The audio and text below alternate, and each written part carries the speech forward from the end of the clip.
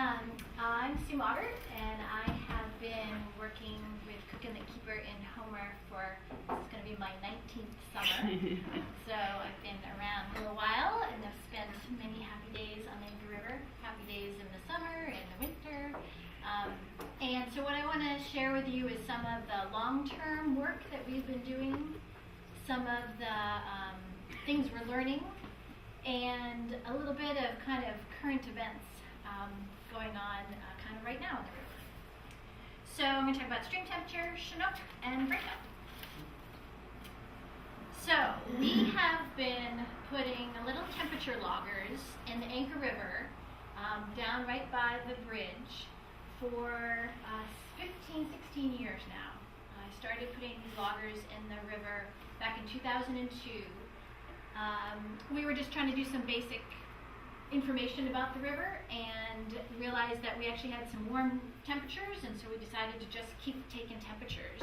And so this is all of the data stacked on each other, and you can't see any of it, I understand, it's pretty far away. But what I'll, maybe you can see some of the color. The green colors are like 2002 to 2005. You might note that those were some of the warmest years that we've had on the peninsula, but certainly in the Anchor River. Then you get the orange and reds, and those were from 2006 to 2012. And then the blues are 2013 on up to 2000, this goes to 2017.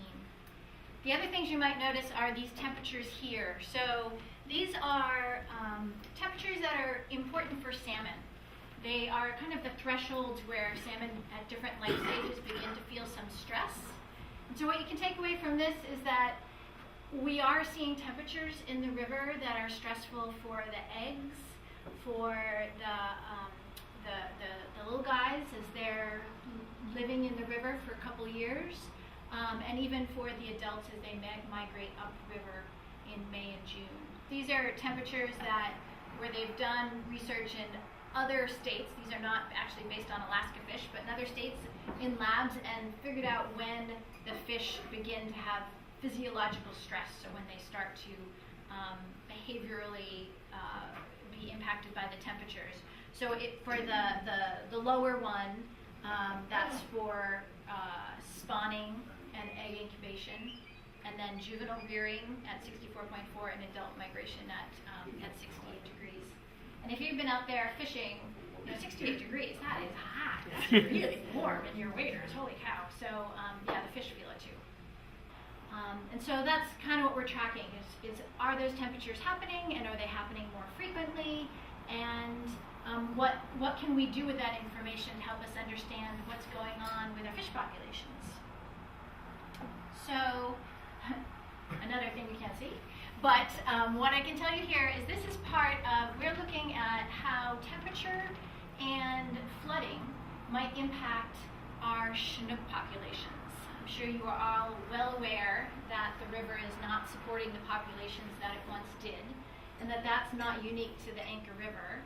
And so we've been looking at Chinook systems all over the Cook Inlet watershed, and here we're looking at 36 systems, and trying to see if temperatures have actually, can we show that temperatures have actually increased over time? And so this is just a graph. Each of these blocks is a river. The one in red is the Anchor River, and the blue line is the trend line, and this goes from 1980 up to 2016. And what you maybe can see is that the blue lines tilt slightly up, right?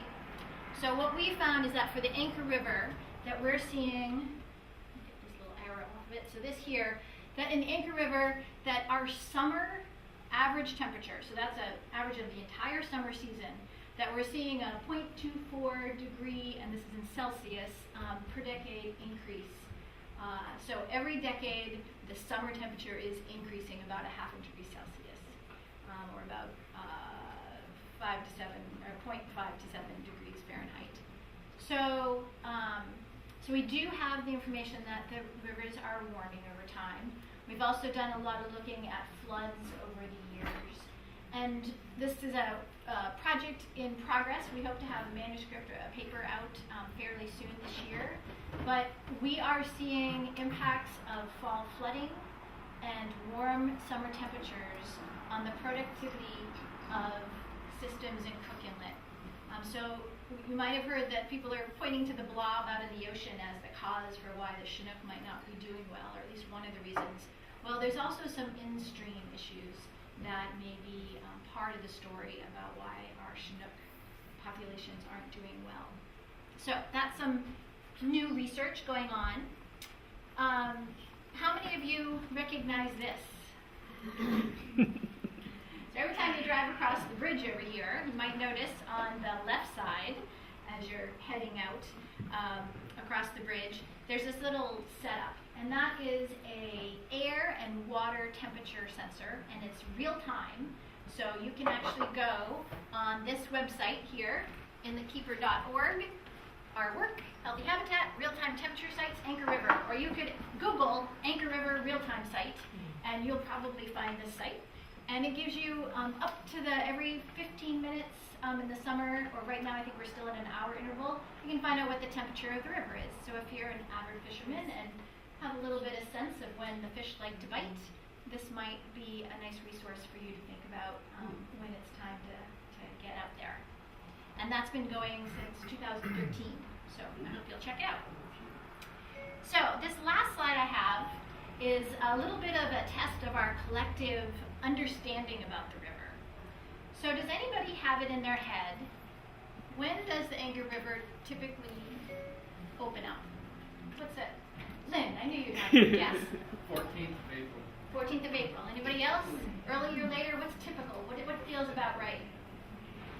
That's right. All right, who's going to argue with Lynn? I'm going for the 17th. In my head, I've always, April 20th is what I've had as in my head is like that's, April 20th is when it opens up, and October 20th is about when it kind of starts to freeze up. Well, so in 2018, the breakup date was April 19th, so a little late maybe last year. This year, does anybody have an idea of when breakup was? Cool. Already. About 3 weeks earlier than that. Exactly. It was March 30th is when, and this is based on the sensor that I've done in the river of when it all releases. So 3 weeks early, that's pretty significant. And obviously that's, like last year, it's not like there's some, can't really understand what's driving that other than we've obviously had a very warm winter. So what I think, just to keep in your head, that may have some implications for this summer, right? If the snow goes out 3 weeks early and the water levels drop, we may be fishing a lot earlier in May, right? It's not going to be as muddy late into May. But it also means we're going to get to base flow a lot earlier this summer. And so if it turns out to be a particularly normal or warm summer, we're going to see that reflected in the temperatures as well, which makes it hard for the salmon. So something to think about, and check out that real-time site, and you can kind of track what's going on. So, thank you. I've got one question on that Sure. sensor there. Do you keep track of the water level too? No, we don't. So there are sites that the River Forecast Center, it's NOAA, the River Forecast Center, and they have a sensor both on this bridge, and they also have one at Blackwater Bend on that bridge. And you can see, and they'll have flood stage information, and we hope actually to have a camera that would link to this site as well